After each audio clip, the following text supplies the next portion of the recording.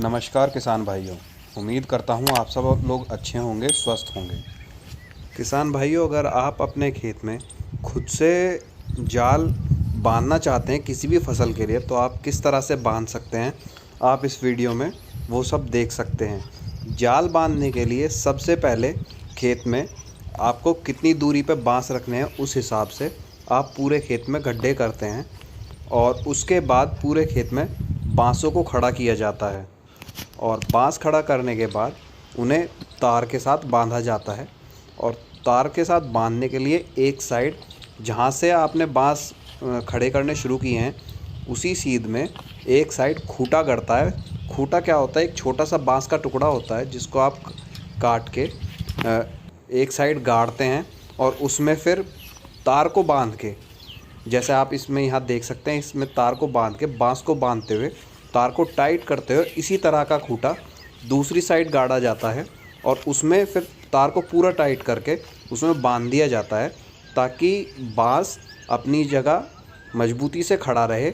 और आप इसी में फिर प्लास्टिक की रस्सी बांध के जाल तैयार करते हैं, जिस पे आप प्लास्टिक की रस्सी के साथ पेड़ को ऊपर चढ़ाते हैं और उसके बाद वो पेड़ उसी जाल पे ऊपर फैलता है। और जो भी उस पर जो भी फसल होती है, जैसे हमने करेले के लिए बंधवाया है, करेले के पेड़ पे जो भी करेला लगेगा वो अलग से ही बेल पे आपको दिखाई देगा जाल में नीचे ही, और आपको उसे तोड़ने में भी आसानी रहेगी। जाल के में उगाई हुई फसल में थोड़ी पैदावार भी अच्छी मिलती है। और वैसी अगर आप ज़मीन पे बोते हैं, ज़मीन का करेला बोते हैं, तो जब करेले में जल्दी जल्दी पानी लगता है गर्मी के, तो उसमें गलन भी आ जाती है करेले में, तो आपको उससे भी बचाव मिलेगा और पैदावार तो बढ़ती ही बढ़ती है। और किसान भाइयों, आप इस वीडियो में देख सकते हैं कि 4 बीघे के खेत में कितने बांस, कितना तार और क्या क्या लगता है जाल बांधने के लिए। और जो इस 4 बीघे के खेत में टोटल बांस लगे हैं हमारे जाल बनने के लिए, वो 315 बांस लगे हैं। और जो इन तारों को बांधने के लिए खूंटे लगे हैं, वो लगे हैं हमारे 70 खूंटे लगे हैं चारों तरफ, जो टोटल खूंटे लगे हैं।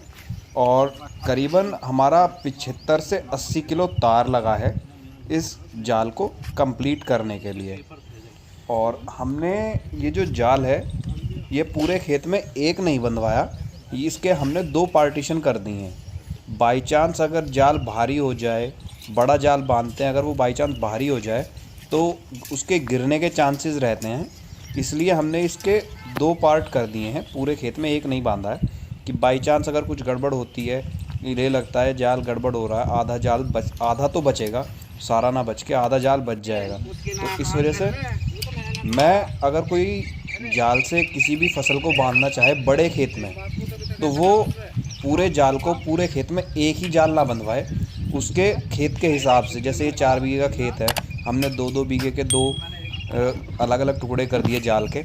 आप लोग इसी तरह से जाल का पार्टीशन कर सकते हैं, ताकि अगर बाई चांस जाल भारी हो जाए या कुछ और हो जाए, अगर जाल गिरे तो सारा ना गिरे, कुछ जाल हमारा बच जाए, हमें कुछ उसका लाभ मिले, हम उसका कुछ फ़ायदा उठा सकें। और हमने जो इसमें जो बांस से बांस की चौड़ाई में दूरी है वो 11 फीट है, और जो लंबाई में बांस से बांस की दूरी है वो 7 से 8 फीट है। और आप अगर खुद चाहें तो खुद भी बांध सकते हैं इस जाल को, हमने ये बंधवाया है। आप इस वीडियो में पूरा देख सकते हैं आप किस तरह से इस जाल को बांध सकते हैं, अगर आप खुद बांधना चाहें, कि किस किस तरह से आप क्या क्या स्टेप करके जाल को खेत में तैयार कर सकते हैं। मैंने आपको इसमें जानकारी दे दी है कि अगर आप 4 बीघे खेत में जाल बांधना चाहें तो उसमें कितने बांस लगेंगे, कितना तार लगेगा, कितने खूंटे लगेंगे। और आप देख सकते हैं किस तरह से तार फैलाने के बाद बांसों को तार के साथ एक बांस को दूसरे बांस से जोड़ा जाता है। आप पूरी वीडियो में पूरा तरीका देख सकते हैं कि अगर जाल बांधना चाहें तो खुद किस तरह से आप जाल को बांध सकते हैं।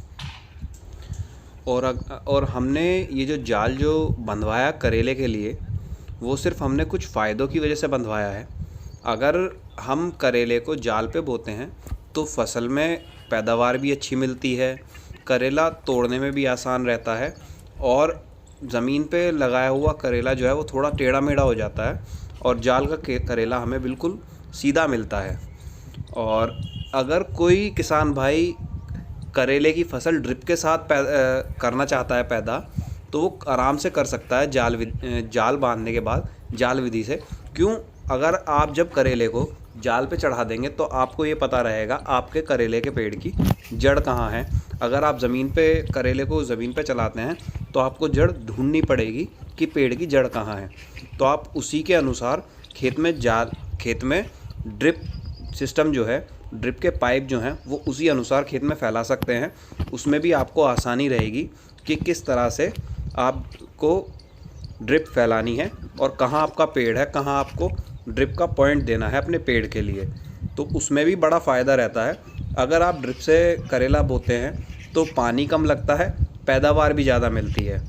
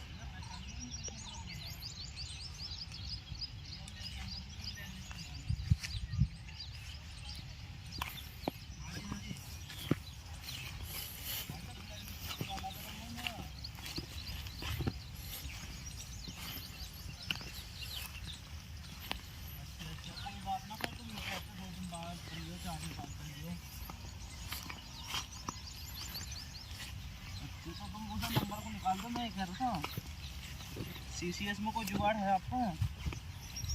CCS 14 चरण सिंह। हाँ जी,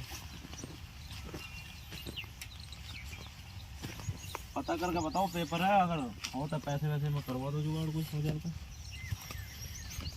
कब बताओगे? ठीक है, पक्का बता दो कितने रुपये लेंगे, कैसे कैसे होएगा। और ये नंबर मेरा 90 वाला वो ब्लैक लिस्ट से निकाल देना।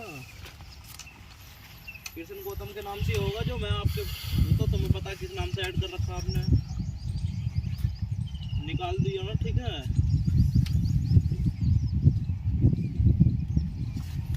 नंबर तो खोल आइए। हाँ, 58 तो मैं कह रहा था मेरा जो नंबर है ब्लैक लिस्ट में रहा है, इसके पेपर थे जब, पेपर में ब्लैक लिस्ट निकाल दिया, इसमें निकालने से ध्यान दिया।